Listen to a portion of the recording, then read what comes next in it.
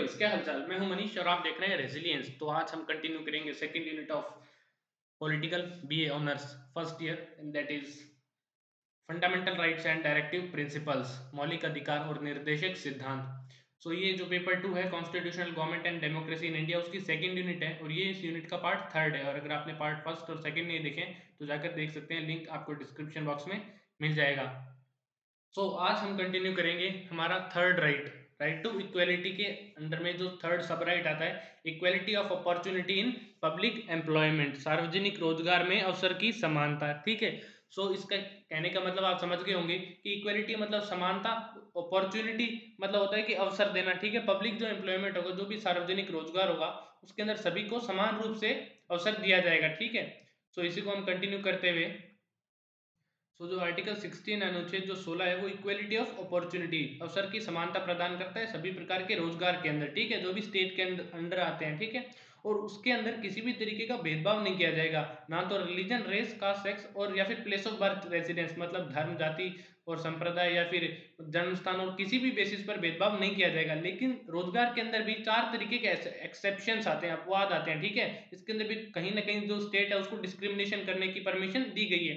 जैसे फर्स्ट आता है कि जो पार्लियामेंट है, ठीक है, संसद किसी भी रोजगार के लिए एक तरीके का, एक हो सकता है कि स्थानीय प्राधिकरण, ठीक है, एक एक निवास मतलब एक कोई एरिया है उसके लिए। ठीक है। अगर आपको जैसे मान लो, पहले तो ये होता था कि अगर मान लो आप डॉक्टर हो तो आपको गवर्नमेंट एक कंडीशन, ठीक है, आपके लिए एक शर्त रखेगी कि आपको हॉस्पिटल का जो क्वार्टर है आपको वहीं रहना है, ताकि जो भी इमरजेंसी में जो भी आप मरीज आए तो उसकी आप देखभाल आप कर सकें। ठीक है। या फिर अगर कोई टीचर है तो किसी भी रोजगार के अंदर पहले क्या हुआ करता था कि जो स्टेट है उसके पास ये परमिशन है कि वो कोई एम्प्लॉयमेंट के लिए एक शर्त रख सकती है। ठीक है। कोई पब्लिक एम्प्लॉयमेंट के लिए requirement as to residence act, ठीक है, जो 1957 के अंदर वैसे तो एक्सपायर हो गया था। ठीक है। कि अगर आपको कोई नौकरी चाहिए तो सरकार आपके सामने शर्त रखेगी कि आपको इस जगह आपको रहना होगा, तभी आपको नौकरी मिलेगी। ठीक है। वैसे तो ये हमारा राइट टू रेजिडेंस जो हमारा अधिकार है उसके खिलाफ जाता है, लेकिन ये कुछ कॉन्स्टिट्यूशनल एक्सेप्शंस आ जाते हैं। हालांकि ये जो एक्ट था ये 1957 में एक्सपायर हो गया था।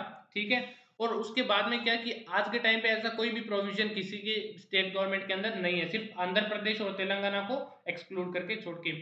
state can provide reservation for appointment or post in favor of any backward class that is not adequately represented in the services। तो राज्य क्या कर सकता है कि किसी भी पिछड़े वर्ग के पक्ष में, ठीक है, उसके फायदे के लिए आरक्षण रख सकता है। कोई मतलब कोई ऐसी पोस्ट है, कुछ ऐसे पद है, उनके लिए आरक्षण प्रदान कर सकता है। और सिर्फ उन्हीं जो कास्ट है, उन्हीं क्लास है, उन्हीं के लिए वो आरक्षण प्रदान करेगा जिनका जो प्रतिनिधित्व है, ठीक है, जिनका जो रिप्रेजेंटेशन है वो स्टेट के अंदर, जो इन गवर्नमेंट जॉब्स के अंदर या फिर प्राइवेट जॉब के अंदर जो अच्छे तरीके से नहीं है, जो अपने आप को रिप्रेजेंट नहीं कर पा रहे हैं। ठीक है। थर्ड पॉइंट ये कहता है कि a law can provide that the incumbent of an office related to religious denominational institution और a member of its governing body should belong to particular religion और डेनोमिनेशन। हालांकि स्टेट किसी भी तरीके से डिस्क्रिमिनेशन नहीं कर सकता कि आप इनएलिजिबल हो, अगर आप इस कास्ट क्लास से हो तो आप इस पोस्ट के लिए। लेकिन अगर किसी धर्म संप्रदाय के लिए अगर कोई कमेटी बनाई जाती है सिर्फ एक पर्टिकुलर धर्म से रिलेटेड, ठीक है, उनके रिलीजियस अफेयर से रिलेटेड, उनके डेवलपमेंट के लिए अगर कोई कमेटी बनाई जाती है तो उसके अंदर सरकार आपको क्या कर सकती है, एक शर्त रख सकती है कि मतलब आप उसी कम्युनिटी से या फिर उसी रिलीजन से बिलोंग करने चाहिए। ठीक है। अगर मान लो आपके रिलीजन के लिए कम्युनिटी बनाई जा रही है तो सरकार तो, आप तो यही चाहोगे ना कि हमारे रिलीजन का ही बंदा होगा वो हमें रिप्रेजेंट करे। ठीक है। तो उसके अंदर एक थोड़ा एक्सेप्शन आ जाता है। डी पॉइंट ये कहता है द स्टेट के पास क्या है कि एक एक उसके पास एक परमिटेड है, ठीक है, स्टेट को एक मतलब ऐसी पावर दी गई है, ठीक है, कि वो किसी भी जॉब के अंदर, ठीक है, कोई भी पोस्ट के अंदर 10% का रिजर्वेशन, ठीक है, 10% का आरक्षण रख सकती है। ठीक है। जो भी वीकर सेक्शन है सोसाइटी के, जो भी पिछड़े वर्ग है, और ये जो 10% जो आरक्षण होगा ना, इकोनॉमिक वीकर सेक्शन ईडब्ल्यूएस का, वो एग्जिस्टिंग जो उनका पहले से जो रिजर्वेशन होगा कास्ट बेस पे, उसके अलावा होगा, उसके अलग से होगा। ठीक है। हालांकि जो टोटल रिजर्वेशन है वो सुप्रीम कोर्ट ने ये कहा है कि टोटल रिजर्वेशन कभी 50% से ऊपर नहीं जाना चाहिए। ठीक है। अगर ज्यादा है तो आप उसके अंदर थोड़ा बहुत एडजस्टमेंट कर लीजिए, लेकिन जाना नहीं चाहिए एक्सेप्शनल सर्कमस्टांसेस में भी। तो इकोनॉमिकली जो वीकर सेक्शन है उन्हें क्या करना होगा कि उन्हें टाइम टू टाइम स्टेट को इस बात का सबूत देना होगा कि वो इकोनॉमिकली वीक है, वो गरीब है। ठीक है। उन्हें अपनी इनकम, उन्हें अपने जो भी प्रॉपर्टी है, उनके सोर्स और सभी का जो ब्यौरा है वो सरकार को टाइम टू टाइम देना होगा अगर उन्हें रिजर्वेशन का लाभ उठाना है तो। अब हम देखेंगे जो मंडल कमीशन है, ठीक है, मंडल कमीशन और उसके क्या निष्कर्ष निकले। ठीक है। उसके बाद में तो मंडल कमीशन आपको पता होगा कि जैसे SC ST के लिए रिजर्वेशन की मांग उठी थी, जब कमेटी बिठाई गई थी कि देखो आप कितना आरक्षण की जरूरत है, कितने पिछड़े वर्ग है, सब डेटा कलेक्ट करने के लिए फर्स्ट बैकवर्ड क्लास कमीशन बनाई गई थी। तो मंडल कमीशन किसके लिए थी? SC ST के लिए नहीं थी, ओबीसी के लिए थी, अगर अदर बैकवर्ड कास्ट के लिए। तो उन्हीं के लिए मंडल कमीशन बनाई गई थी, जिसके चेयरमैन को थे बिंदेश्वरी प्रसाद मंडल, बीपी मंडल, ठीक है। 1979 के अंदर जब मोरारजी देसाई, क्या था इनका काम, ये था कि मतलब समाज के अंदर और जितने भी एजुकेशनल इंस्टीट्यूशंस हैं, इकोनॉमिकली वीकर, अगर कितने ओबीसी ऐसे हैं जिनके पास एजुकेशन नहीं है, जो इकोनॉमिकली सोशली वीक है, ठीक है, उन सब का एक्सटेंट मेजर करने के लिए, ठीक है, वो कितने पिछड़े हुए ओबीसी के अंदर, और ऐसी कौन कौन सी जातियां हैं जो कि पिछड़ी हुई है, उन सब के बारे में ब्यौरा, उन सब के बारे में डेटा कलेक्ट करने के लिए ये कमीशन बनाई गई थी। और इस कमीशन का एक काम ये भी था कि इन्हें उपाय सुझाने थे संसद में, कि मतलब इनकी इनकी किस तरीके से उन्नति हो सकती है, इनका किस तरीके से डेवलपमेंट हो सकता है। तो ये जो आयोग थी, ये जो कमीशन थी, इसने अपनी रिपोर्ट प्रस्तुत की थी 1980 के अंदर, ठीक है। और इस रिपोर्ट के अंदर 3743 जातियां ऐसी थी जो कि सामाजिक और शैक्षिक रूप से पिछड़े वर्गों के रूप में पहचाना गया था जिनको, ठीक है। अब उसके बाद में क्या हुआ कि ये जो जातियां थी ना, ये 3743, अब ये जो जातियां हैं ये SC और ST से अलावा थी, ठीक है, उसके अलावा। तो इसी कमीशन ने क्या किया कि ये जो आबादी है, जो भी SC ST के अलावा भी बहुत सारी ऐसी जो जातियां हैं जो कि पिछड़ी हुई है, ठीक है, और वो टोटल कितनी पॉपुलेशन थी, 52% जो पॉपुलेशन थी इंडिया की, वो ऐसे इनके अंदर आती थी। तो इस कमेटी ने क्या सुझाव दिया, इन्होंने कहा कि 27% का जो सरकारी नौकरियों में जो आरक्षण है ना, उसकी इन्होंने सिफारिश रखी कि गवर्नमेंट जॉब के अंदर 27% रिजर्वेशन दे देना चाहिए, किसको? ओबीसी को, ठीक है। इसी को कंटिन्यू करते हुए सो आगे क्या हुआ कि 1991 में, ठीक है, 1991 में जब नरसिम्हा राव जी की गवर्नमेंट आई, सरकार आई, तो इन्होंने इस रिजर्वेशन एक्ट के अंदर दो बदलाव लाए। पहला तो इन्होंने ये कहा, इसके अंदर इन्होंने कहा था कि ओबीसी के अंदर सबको रिजर्वेशन नहीं मिलेगा, जो गरीब है, जो आर्थिक रूप से मतलब जिनकी कंडीशन है, जो जिनकी व्यवस्था है वो सही तरीके से नहीं है, जो गरीब है ओबीसी के अंदर, सिर्फ उन्हीं को रिजर्वेशन मिलेगा। अब ओबीसी के अंदर बहुत सारे अमीर भी थे, तो उनको रिजर्वेशन देने का कोई फायदा नहीं है, ठीक है। तो इन्होंने इकोनॉमिक क्राइटेरिया, आर्थिक मानदंड, ठीक है, इसको अपनाने की इन्होंने मांग रखी थी, ठीक है। और reservation of another 10% of job for poor economically backward section of higher caste who are not covered in by any scheme of reservation। इन्होंने ये भी कहा कि जो जो हायर कास्ट के, अब ऐसा तो है नहीं कि अगर कोई ऊंची जाति का है तो वो गरीब नहीं हो सकता, ठीक है। तो इन्होंने क्या कहा कि 10% का जो रिजर्वेशन है, वो अगर कोई हायर कास्ट के अंदर भी कोई इकोनॉमिकली वीक है तो उनको भी जॉब के अंदर रिजर्वेशन दे दिया जाएगा। अब क्या हुआ कि एक केस चला फिर सुप्रीम कोर्ट के अंदर, इसको फेमस मंडल केस कहा जाता है, 1992 के अंदर, ठीक है। इन्होंने जो स्कोप था, मतलब इन्होंने जो दायरा था, किसकी सीमा थी, आर्टिकल 16(4) के अंदर, उसकी उसकी जो दायरा है, उसका जो स्कोप है, उसको क्वेश्चन किया था। इन्होंने ये कहा जो कि ओबीसी को रिजर्वेशन देता है, ठीक है। हालांकि हाईकोर्ट ने मतलब इसके आरक्षण को, जो एडिशनल जो आरक्षण था 10% का, उसको खारिज कर दिया था, लेकिन बाद में ओबीसी के अंदर भी कुछ ऐसे सर्टेन कंडीशन, कुछ ऐसे मतलब शर्तें रखी गई थी जिनको रिजर्वेशन मिलेगा। तो उसी टाइम पे क्या हुआ कि क्रीमी लेयर का जो कॉन्सेप्ट था ना, उस टाइम पे इंट्रोड्यूस किया गया था, ठीक है। मतलब जो भी क्रीमी लेयर के अंदर आएंगे ना, जो भी अमीर वर्ग के होंगे ओबीसी के अंदर, उनको रिजर्वेशन नहीं मिलेगा, ठीक है, उनको फायदा नहीं मिलेगा। So no reservation in promotion, reservation could confined only to initial appointment. इन्होंने ये भी कहा था कि जो भी आरक्षण है वो प्रमोशन के लिए नहीं दिया जाएगा, कि मान लो अगर आप हवलदार लग गए, तो फिर अगर आप बोलोगे कि नहीं नहीं पिछड़ी जातियों का प्रमोशन होना चाहिए, ऊंची जाति वालों का प्रमोशन नहीं होना चाहिए, ठीक। उन्होंने ये कहा था कि जो इनिशियल जो भर्ती होगी ना, उसी टाइम पे ही आपको रिजर्वेशन मिलेगा, प्रमोशन आपको अपनी मेहनत से मिलेगा, ठीक है। सेकंड पॉइंट ये आ गया। तो total reserve quota should not exceed 50%, ठीक है। इन्होंने ये कह दिया कि टोटल आप और आरक्षण कितना भी दो, लेकिन सभी आरक्षण मिला के, चाहे ईडब्ल्यूएस हो, ओबीसी, एससी, एसटी, सब मिलाकर 50% से ज्यादा नहीं होना चाहिए। ऐसा नहीं हो कि मतलब आप 90% सारा तो रिजर्व भी कर दो जनरल वालों को और किसी को कुछ मिले ही नहीं। तो इसके अंदर क्या हुआ, परमानेंट स्टैच्यूरी बॉडी का एस्टेब्लिशमेंट हो गया था, ठीक है। एक ऐसी मतलब नियुक्ति कर दी गई थी, एक ऐसे आयोग की, ऐसी कमीशन की, जिसका काम ये था कि टाइम टू टाइम देखता रहे कि ओबीसी के अंदर कि कौन गरीब है, कौन नहीं है, किनको इंक्लूड करना है रिजर्वेशन में, किसको एक्सक्लूड करना है, यही सब इनका काम था। तो with regard to above ruling of supreme court, government ने क्या किया कि सुप्रीम कोर्ट की इन बातों को ध्यान में रखते हुए कुछ ऐसे एक्शन डिसीजन लिए। इन्होंने एक रामनंदन कमेटी अपॉइंट की थी, जिसका काम यह था कि क्रीमी लेयर जो है ओबीसी के अंदर, उसको आइडेंटिफाई करना। इन्होंने अपनी रिपोर्ट 1993 के अंदर दी थी, जिसको मान लिया गया था, एक्सेप्ट कर लिया गया था पार्लियामेंट के द्वारा।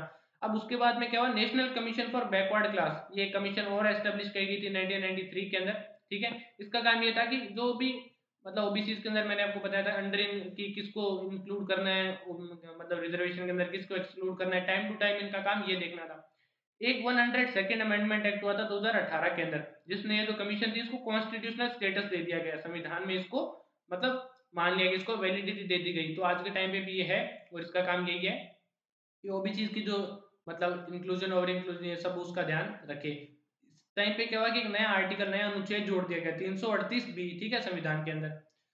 अब क्या हुआ कि 77th अमेंडमेंट एक्ट आया था 1995 के अंदर, जिसने एक नया प्रोविजन डाल दिया था आर्टिकल 16 के अंदर, जिसने स्टेट को ये पावर दी थी कि आप रिजर्वेशन भी रख सकते हो, ठीक है, in promotion in any service under the state in favour of S C S T.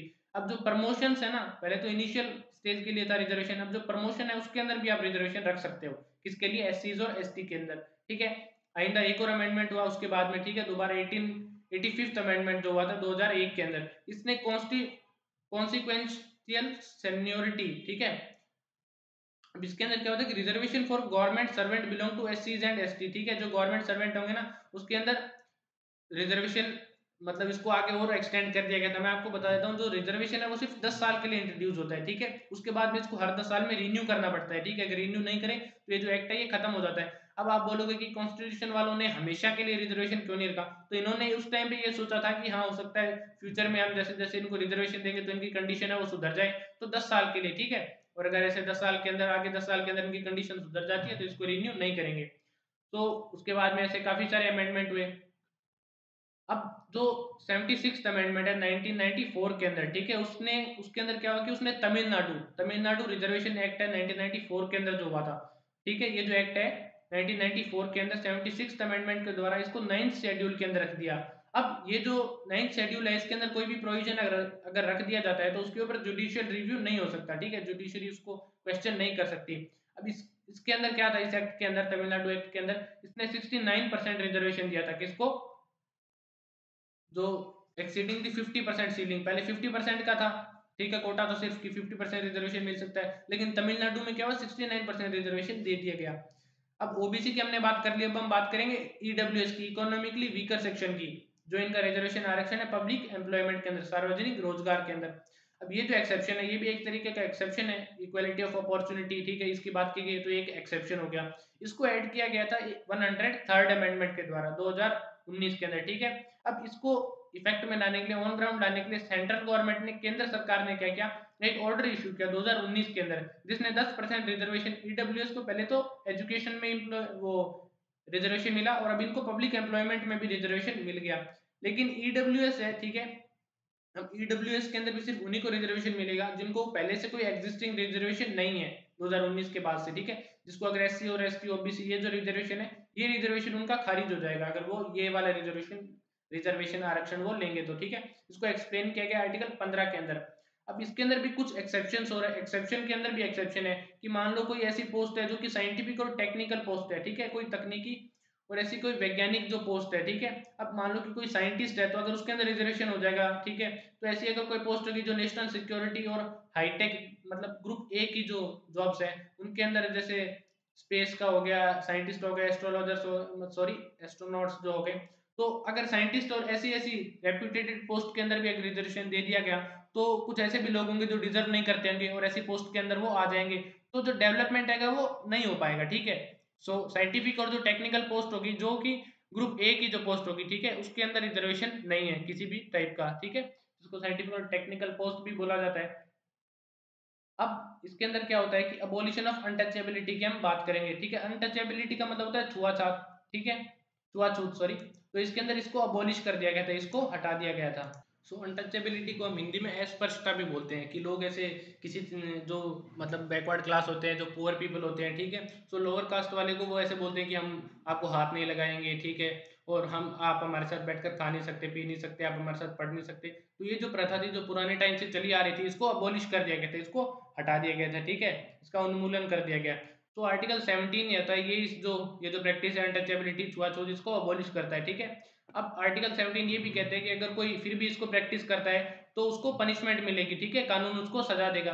तब 1976 के अंदर क्या हुआ, जो अनटचेबिलिटी ऑफेंसेस एक्ट था, ठीक है, उसको रीनेम कर दिया गया, उसको अमेंड कर दिया गया, और इस एक्ट का नाम protection of civil right act 1955 इसका नाम रख दिया गया था। तो पहले सिर्फ ही अनटचेबिलिटी को कवर करता था, अब इसका नाम चेंज करके प्रोटेक्शन ऑफ सिविल राइट कर दिया गया, मतलब इंसानों के मानव अधिकार की संरक्षण भी ये करेगा। सिर्फ अनटचेबिलिटी नहीं, अगर और भी किसी तरीके की अगर ऐसी प्रैक्टिस हो रही है तो उसको वो भी क्या होगी, दंडनीय होगी। तो इससे क्या हुआ कि ये जो एक्ट था, ठीक है, इसका स्कोप एनलार्ज हो गया, ज्यादा चीजों को ये कवर कर पाएगा, ठीक है। और ताकि इसकी जो पनिशमेंट होगी, जो पीनल प्रोविजन होगी, उसको भी और ज्यादा स्ट्रिक्ट कर दिया गया, ठीक है, अगर कोई ऐसा काम करे तो। अब ये जो टर्म अनटचेबिलिटी है, ठीक है, इसको कहीं भी डिफाइन नहीं किया गया है कि मतलब अनटचेबिलिटी आप किसको कहोगे और किसका कितना कितना दायरा होगा, ना तो संविधान के अंदर और ना ही एक्ट के अंदर अनटचेबिलिटी को डिफाइन नहीं किया गया है। हालांकि जो मैसूर हाईकोर्ट है, ठीक है, उसने ये कहा कि आर्टिकल 17 सिर्फ अनटचेबिलिटी को कवर नहीं करता, ठीक है, सिर्फ इसका नाम है अनटचेबिलिटी, लेकिन इसके अंदर जो दूसरी भी अगर जो भी सोशल डिसेबिलिटी है, ठीक है, इम्पोज्ड ऑन सर्टेन क्लासेस, ठीक है, अगर किसी भी ऐसे वर्ग है जिसके ऊपर आप सोशल डिसेबिलिटी, आप उसको कहते हो कि आप इस काम के योग्य नहीं हो, आप हमारे साथ बैठने के योग्य नहीं हो, ठीक है, अगर आप किसी भी तरीके की सोशल डिसेबिलिटी इम्पोज करते हो किसी के ऊपर, ठीक है, या तो कि वो मतलब किस जाति के अंदर वो पैदा हुए, या फिर वो उनकी कास्ट क्या है, या फिर वो किस जगह से बिलोंग करते हैं, तो ये सब चीजें ये भी इस एक्ट के अंदर आती है, ठीक है, लागू होती है। आर्टिकल 17 है। अब आर्टिकल भी दो टाइप के होते हैं, तो एक तो स्टेट अगर कोई एक्शन करे, ठीक है, अगर स्टेट कोई इनवैलिड एक्शन करे तो उसके खिलाफ आर्टिकल होता है एक, तो ठीक है, राइट होता है। और ये जो आर्टिकल 17 है, ये प्राइवेट इंडिविजुअल्स के खिलाफ भी हम यूज कर सकते हैं, अगर कोई प्राइवेट इंडिविजुअल है, कोई इंसान है, ठीक है, अगर व्यक्तिगत कोई हमारे साथ जाति कर रहा है, इंटरचेबिलिटी कर रहा है, तो हम उसके खिलाफ भी यूज कर सकते हैं। स्टेट का क्या काम होगा, स्टेट देखेगा कि ये जो अधिकार है, राइट है, ये वायलेट ना हो, ठीक है, इसका उल्लंघन ना हो। अब हम देखेंगे अबोलिशन ऑफ टाइटल्स। टाइटल्स को हम क्या बोलते हैं, उपाधि भी बोलते हैं, इसको हम आगे थोड़ा और देखेंगे। तो ये पहले अंग्रेजों के टाइम पे जो भी टाइटल्स थे, जो भी उपाधियां दी जाती थी, जैसे सर, राजा, तेज बहादुर, ये सब जो टाइटल थे, ये इस राइट के अंदर अबोलिश कर दिए गए थे, इनको हटा दिया गया था। आर्टिकल 17 क्या करता है कि टाइटल्स को अबोलिश करता है, और इसी मतलब इसी बात को ध्यान में रखते हुए चार प्रोविजन, चार प्रावधान लाता है, ठीक है। अब ये प्रावधान क्या कहते हैं कि जो स्टेट है वो किसी भी इंसान को टाइटल नहीं दे सकती एक्सेप्ट मिलिट्री और एकेडमिक पर्पज। जैसे मिलिट्री के अंदर जैसे अवार्ड दिए जाते हैं, भारत जैसे वीर चक्र, परमवीर चक्र, और एकेडमिक टाइटल जो होते हैं कि भारत रत्न हो गए, पद्मश्री हो गए, ये इन दो फील्ड को छोड़कर स्टेट कोई भी टाइटल नहीं दे सकती, चाहे सिटीजन हो, चाहे नागरिक हो, चाहे फॉरेनर हो, ठीक है, चाहे विदेशी हो। सो अब इसके अंदर क्या होता है कि it prohibit a citizen of India from accepting any title from any foreign state. अब इसके अंदर किसी दूसरे देश से भी हम कोई टाइटल एक्सेप्ट नहीं कर सकते, ठीक है, इस आर्टिकल के तहत। अब थर्ड प्रोविजन इसके अंदर ये भी है कि कोई भी फॉरेनर है, अगर वो इंडिया के अंदर कोई जॉब कर रहा है स्टेट के अंदर, ठीक है, तो अगर मान लो कि वो किसी दूसरे फॉरेन स्टेट से, या फिर जहां पर वो रहता, जहां से वो बिलोंग करता है, या फिर कोई भी और दूसरे स्टेट से, कंट्री से, वो टाइटल एक्सेप्ट नहीं कर सकता जब तक कि प्रेसिडेंट उसको परमिशन ना दे, ठीक है, समझ गए। कोई फॉरेन अगर इंडिया में काम कर रहा है, जब तक प्रेसिडेंट की परमिशन ना हो, तब तक वो टाइटल किसी फॉरेन स्टेट से एक्सेप्ट नहीं कर सकता।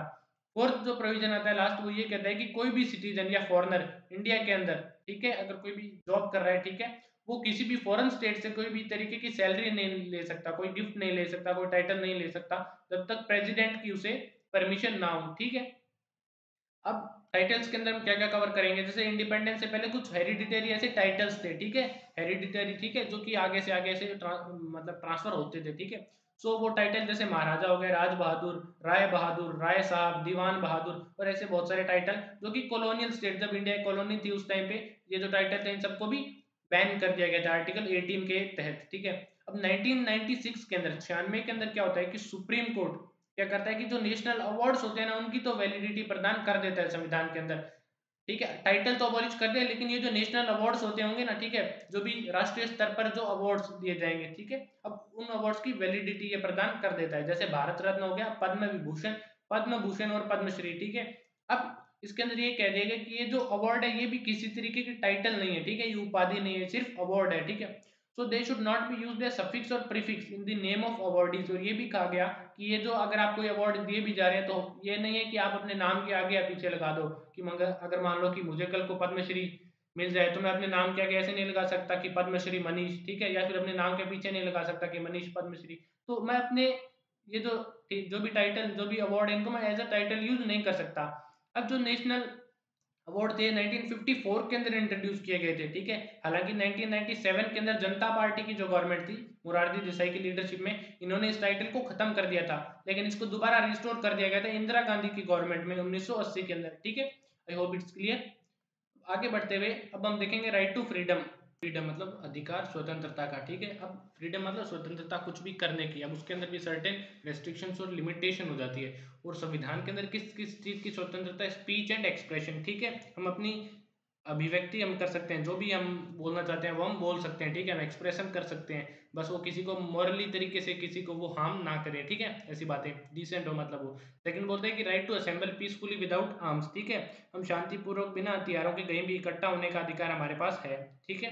नेक्स्ट बोलते हैं right to form association and cooperative society, हम किसी भी तरीके की संघ बना सकते हैं या फिर सहकारिता समिति बना सकते हैं, ठीक है, ये भी हमारे पास अधिकार है।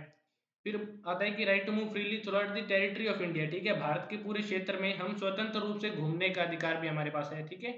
नेक्स्ट बोल रहा है right to reside and settle in any part of India, Bharat के राज्य क्षेत्र में के किसी भी भाग में हम निवास कर सकते हैं, हम बस सकते हैं, ये भी हमारे पास अधिकार है। नेक्स्ट बोलते हैं right to practise any profession और to carry any occupation trade और बिजनेस, किसी भी पेशे का अभ्यास करना या फिर कोई भी व्यवसाय व्यापार, ठीक है, वो हमारे पास करने का अधिकार है हमारे पास, ठीक है। सो प्रोटेक्शन ऑफ सिक्स राइट आती है राइट टू फ्रीडम के अंतर्गत, ठीक है। अब इसी को हम देखेंगे, ओरिजिनली जो आर्टिकल 19 था उसके अंदर 7 राइट थे, ठीक है, ये 6 नहीं थे 7 थे, ठीक है, यहाँ पर एक 7th भी था। वो 7th राइट क्या होता है, वो राइट टू प्रॉपर्टी से, ठीक है, but right to property acquire and hold dispose of property, कि हम हमारी जो भी जमीन है, ठीक है, इसके अंदर ये था कि हम संपत्ति को अधिग्रहण कर सकते हैं, धारण कर सकते हैं और हम उसे दोबारा बेच भी सकते हैं, 7th राइट ये था, ठीक है, उसको हटा दिया गया था हालांकि 44th अमेंडमेंट के तहत, ठीक है, जब राइट टू प्रॉपर्टी हटा था 1978 के अंदर, ठीक है। अब जो 6th राइट है, ठीक है, ये सिर्फ स्टेट के खिलाफ ही हम इसको यूज कर सकते हैं, प्राइवेट इंडिविजुअल के खिलाफ हम इसको यूज नहीं कर सकते, ठीक है, अगर कोई स्टेट आपकी स्पीच एंड एक्सप्रेशन या फिर अगर ऐसा कुछ छीन रहा है तो स्टेट के खिलाफ हम इसको यूज कर सकते हैं, ठीक है। लेकिन हम अब ये जो राइट है ये सिर्फ सिटीजन्स को अवेलेबल है, नागरिक को, भारत के जो नागरिक है उनको अवेलेबल है, ठीक है, फॉरेनर्स को, विदेशियों को या जो कंपनीज और कॉर्पोरेशन है, संघ है, ठीक है, उनको अवेलेबल ये नहीं है, ठीक है। अब हम देखेंगे state can impose reasonable restriction. अब आप जितने भी राइट पढ़ोगे पहले आपको ये देखना है कि मतलब वो राइट असल में है क्या, ठीक है, उसके अंदर क्या क्या चीजें कवर होती है, ठीक है, उसके सब पार्ट कौन से, तो क्या उस राइट के कोई पार्ट को हटा दिया गया है, और हर पार्ट थर्ड को फ्रीडम मतलब फंडामेंटल राइट्स, ये उस पार्ट का नाम है, उसको चेंज करके एक्सेप्शंस इन फंडामेंटल राइट नाम इसका रख देना चाहिए, क्योंकि इसके अंदर इतने ज्यादा एक्सेप्शंस है, ठीक है। अब ये कुछ रेस्ट्रिक्शंस है जो आर्टिकल 19 के अंदर बताए गए हैं। सबसे पहले हम देखेंगे freedom of speech and expression, ठीक है, अभिव्यक्ति की आज़ादी होती है। अब हर एक इंसान के पास अपने जो व्यूज है, उसके जो भी विचार, उसके जो भी ओपिनियन है, ठीक है, वो जिस भी चीज में मानता है, बिलीव रखता है, उसको वो फ्रीली या तो बोलकर या लिख कर या प्रिंट कर कर या मतलब पिक्चरिंग चित्रकारी कर कर वो उसको एक्सप्रेस कर सकता है, ठीक है। अब एक्सप्रेशन इंक्लूड दी फॉलोइंग, इसके अंदर ये चीजें आती हैं। ये कहता है कि अपने मतलब कि अपने विचारों के साथ साथ दूसरों के विचारों को भी प्रचारित करने का अधिकार है। बी ये कहता है प्रेस की स्वतंत्रता, फ्रीडम ऑफ प्रेस। थर्ड ये कहता है वाणिज्यिक विज्ञापनों की स्वतंत्रता, ठीक है, कमर्शियल एडवर्टीजमेंट की आजादी है हमें। फोर्थ कहता है right against tapping of telephonic conversation, ठीक है, टेली जो भी टेलीफोनिक जो भी हम बात करते हैं उसको, हमारे जो भी हम बात करें उसको कोई टैप नहीं कर सकता, मतलब ये तो हमारी प्राइवेसी के खिलाफ आघात हो गया, तो कोई भी हमारी बात को टैप नहीं कर सकता बिना परमिशन के हमारे। ये कहता है right to telecast, that is government has no monopoly on electronic media. ये कहता है कि प्रसारण का भी अधिकार है हमारे पास, यानी जो भी इलेक्ट्रॉनिक मीडिया है उसके ऊपर सरकार का कोई भी अधिकार नहीं है। हालांकि आज के टाइम पे ये सब जो गवर्नमेंट है वो प्रेस को कंट्रोल करती है। आप देखा होगा कि 90% जो चैनल है वो गोदी मीडिया बने हुए हैं। इतनी महंगाई है देश के अंदर, सबको छिपाया जा रहा है, मतलब सरकार से वो डरते हैं, उनके उनसे कोई भी सवाल पूछने से वो डरते हैं, वो हमारा ध्यान भटकाते हैं बेसिकली। जो मेन जो मुद्दे हैं सरकार के अंदर, ठीक है, इतनी सारी महंगाई हो चुकी है, सबसे वो हमारा ध्यान डाइवर्ट करते हैं, दूसरी चीज़ों के ऊपर लेके जाते हैं। तो ये कहीं ना कहीं, अब आप जो भी डीपीएस फिर आप ऐसे डायरेक्टिव प्रिंसिपल्स आप ये सब देखोगे, आज के टाइम पे इतना ज़्यादा करप्शन है, इसमें से कुछ भी यूज़ नहीं हो रहा है, ये हम पढ़ेंगे तो ये सब बेसलेस है, कि आज के टाइम पे ग्राउंड रियलिटी पे ऐसा कुछ है ही नहीं, पर फिर भी पढ़ेंगे। नेक्स्ट बोलते हैं एफ राइट अगेंस्ट बंद कॉल्ड बाय पॉलिटिकल पार्टीज और ऑर्गेनाइजेशन, किसी भी राजनीतिक दल या संगठन द्वारा बुलाए गए बंद के खिलाफ अधिकार। अगर कोई भी पॉलिटिकल पार्टी, ठीक है, अगर किसी भी जगह के अंदर स्ट्राइक ले आती है अपनी मर्जी से कि ठीक है ये सब चीजें आपको बंद करनी होगी, तो उसके खिलाफ ये अधिकार है हमारे पास। Right to know about government activities, सरकारी गतिविधियों के बारे में जानने का अधिकार है कि गवर्नमेंट क्या कर रही है, क्यों कर रही है। फ्रीडम ऑफ साइलेंस, मौन रहने की स्वतंत्रता भी है, जैसे बोलने की फ्रीडम है, चुप रहने की भी हमारी फ्रीडम है, कोई हमें मतलब फोर्स नहीं कर सकता कोई बात बोलने के लिए। आई ये कहता है कि right against imposition of pre censorship on newspaper, किसी भी समाचार पत्र पर पूर्व सेंसरशिप लगाने के विरुद्ध अधिकार है, ठीक है, उसे मतलब अगर उसने ऐसा कुछ किया ही नहीं है, ठीक है, तो प्री सेंसरशिप आप नहीं लगा सकते, ठीक है, उसके ऊपर पाबंदी नहीं लगा सकते। जे ये कहता है राइट टू डेमोन्स्ट्रेशन और picketing but not right to strike, ठीक है, प्रदर्शन या धरना का अधिकार है लेकिन हड़ताल करने का अधिकार इसके अंदर नहीं है, ठीक है। अब हम देखेंगे स्पीच एंड एक्सप्रेशन के ऊपर भी कुछ ऐसे रेस्ट्रिक्शंस है कि आप आपकी स्पीच ऑफ एक्सप्रेशन है, ठीक है, फ्रीडम जो भी है उसके ऊपर अगर आप कंट्री की सॉवरेनिटी के खिलाफ अगर आप कुछ ऐसी बातें बोल रहे हो, कंट्री की इंटीग्रिटी के खिलाफ, कंट्री की एकता के खिलाफ, ठीक है, स्टेट की जो सिक्योरिटी है, देश की सुरक्षा के खिलाफ अगर आप ऐसे भड़काऊ कुछ बयान दे रहे हो तो आपको नहीं दे सकते। और कुछ कंट्रीज है उनके साथ फ्रेंडली रिलेशन, या आप इंटरनेशनल लेवल पर आकर आप हमारे जो भी देश है उनके साथ हमारे संबंध अगर हमें अच्छे बनाने हैं, उनके खिलाफ आप ऐसा कुछ नहीं बोल सकते। नेक्स्ट, फ्रीडम ऑफ स्पीच के ऊपर ये भी मतलब कुछ कॉन्स्टेंट है कि डिसेंसी और मॉरलिटी होनी चाहिए, ठीक है। मतलब अभिव्यक्ति तो है हमारे पास, लेकिन उसके अंदर शालीनता होनी चाहिए, बात करने की नैतिकता भी होनी चाहिए, और अदालत की अवमानना होनी चाहिए कि आप मतलब कॉन्टेम्प्ट ऑफ कोर्ट की, कोर्ट ने अगर ऐसा कुछ कह दिया कि आप आइंदा से ऐसी बात नहीं बोलोगे, ये इसको आघात करती है, तो वो भी बात हमें माननी पड़ेगी। हम किसी को डिफेम नहीं कर सकते, मानहानि का जो आधार होता है उसके ऊपर हम कोई भी भाषण या फिर अभिव्यक्ति की जो हमारी स्वतंत्रता है उसके ऊपर भी पाबंद लग जाते हैं, ठीक है, हम किसी को मानहानि नहीं कर सकते। नेक्स्ट आता है फ्रीडम ऑफ असेंबली, मतलब सदन की स्वतंत्रता, हम कहीं भी इकट्ठा हो सकते हैं, ठीक है, हर एक नागरिक के पास ये अधिकार है कि वो पीसफुली, मतलब ठीक है, शांतिपूर्ण, ठीक है, बिना हथियारों के इकट्ठा होने का उसके पास अधिकार है। इसके अंदर वो जनसभाएं भी कर सकता है, प्रदर्शन कर सकता है, जुलूस भी निकाल सकता है, ये सब चीजें इसके आधार के अंदर मतलब शामिल होते हैं, ठीक है, पब्लिक मीटिंग कर सकता है, डेमोस्ट्रेशन कर सकता है, प्रोजेक्शन, ठीक है, ये सब निकाल सकता है। So this freedom can be exercised only on public land, ठीक है। अब ये जो स्वतंत्रता है केवल सार्वजनिक भूमि पर ही प्रयोग की जानी चाहिए, मतलब जो भी सभा है वो शांतिपूर्ण तरीके से होनी चाहिए और निहत्थे होनी चाहिए, ठीक है। हम किसी के मतलब प्राइवेट प्रॉपर्टी पर इकट्ठा नहीं हो सकते कि यार हमारे पास फ्रीडम ऑफ असेंबली है, ठीक है, और जो भी असेंबली हो वो पीसफुली हो, अनार्म्ड तरीके से हो। This provision does not protect violent disorderly righteous assemblies, ठीक है। अब ये जो भी ये प्रावधान ये हिंसक या फिर दंगा करने वाली सभाओं या फिर जो भी सार्वजनिक को शांति को भंग करती है, ठीक है, जिसके अंदर हथियार शामिल हो, उस सभा की रक्षा ये नहीं करता ये प्रावधान, ठीक है। इस अधिकार में जो हड़ताल करने का अधिकार है वो शामिल नहीं है, ठीक है। This right does not include the right to strike and the state can impose reasonable restrictions, ठीक है, on right to assembly on to ground, ठीक है। अब राज्य दो आधार पे, ठीक है, विधानसभा के अधिकार का प्रयोग पर उचित प्रबंध लगा सकती है, ठीक है। अब ये प्रबंध क्या है कि भारत की संप्रभुता मतलब सॉवरेनिटी और अखंडता मतलब इंटीग्रिटी, ठीक है, और संबंधित क्षेत्र, ठीक है, जो भी हमारे पब्लिक जो भी हमारे देश के साथ ऐसे कुछ ऐसे रिलेशन है तो उनके खिलाफ अगर हम सॉवरेनिटी के खिलाफ हम अगर कहीं इकट्ठा हो रहे हैं तो उसके ऊपर स्टेट अब रेस्ट्रिक्शन लगा सकती है। अब आर्टिकल 144 ये कहता है क्रिमिनल प्रोसीजरल कोड है, ठीक है, ये 1973 के अंदर सीपीसी आर्टिकल धारा 144 ये कहता है कि मजिस्ट्रेट है ना वो इकट्ठा होने ऊपर भी पाबंद लगा सकता है अगर वो किसी भी तरीके से रिस्क हो रहा है उस जगह पे। मतलब मजिस्ट्रेट एक सभा की बैठक या जुलूस को रोक सकता है अगर वो किसी भी तरीके के मानव जीवन के अंदर, ठीक है, ह्यूमन लाइफ के अंदर, हेल्थ के अंदर, स्वास्थ्य के अंदर और सेफ्टी सुरक्षा के लिए, ठीक है, अगर वो खतरा है तो मतलब ऐसी जो भी सार्वजनिक जो भी बैठक है उसको मजिस्ट्रेट रोक सकता है जहाँ किसी भी तरीके की दंगा या फिर अशांति फैलाने का खतरा हो, ठीक है, तो उस जो भी मीटिंग है उसको मजिस्ट्रेट रोक सकता है। अब उसके अंदर ये है कि unlawful is the object is to resist the execution of any law process. अब आर्टिकल 141 ये कहता है, ठीक है, जो धारा 141 है वो ये कहती है कि पांच या अधिक जो भी व्यक्ति है, ठीक है, कि अगर पांच या अधिक व्यक्ति है, ठीक है, असेंबली ऑफ 5 और मोर पर्सन बिकम अनलॉफुल ऑब्जेक्टफुल, ठीक है, अगर कोई भी पांच है उससे ज्यादा व्यक्ति एक जगह इकट्ठे होते हैं धारा 141 के अंतर्गत तो अनलॉफुल होगी इन चार इन 5 पॉइंट के ऊपर। पहला तो ये कि to resist the execution of any law और लीगल प्रोसेस, ठीक है। अब उसके अंदर है कि किसी कानून या फिर कानूनी प्रक्रिया के निष्पादन, ठीक है, या फिर अगर हम किसी भी लॉ का विरोध कर रहे हैं तो वो भी गैर कानूनी होगा। जैसे अभी ये फार्म लॉज है तो उसका अगर विरोध कर रहे थे किसान तो ये अनलॉफुल था एक तरीके से, पर जो जनता है उसी के लिए तो बनाया गया है कॉन्स्टिट्यूशन, तो मतलब वो वहां बैठे हैं तो इतने लोगों को भी अंदर नहीं कर सकते, ठीक है, हम किसी को कानून को रोकने के लिए इकट्ठा नहीं हो सकते। नेक्स्ट की to forcibly occupy the property of some person, ठीक है, मतलब किसी व्यक्ति की संपत्ति पर जबरन कब्जा करने के लिए हम इकट्ठा नहीं हो सकते, ठीक है। सी ये कहता है to commit any mischief for criminal trespass, ठीक है, कि कोई शरारत की टू थ्रेटन द गवर्नमेंट और its official on exercising lawful powers, ठीक है। अब वैध शक्तियों का प्रयोग करने पर सरकार या उसके अधिकारियों को धमकी नहीं दे सकते हम।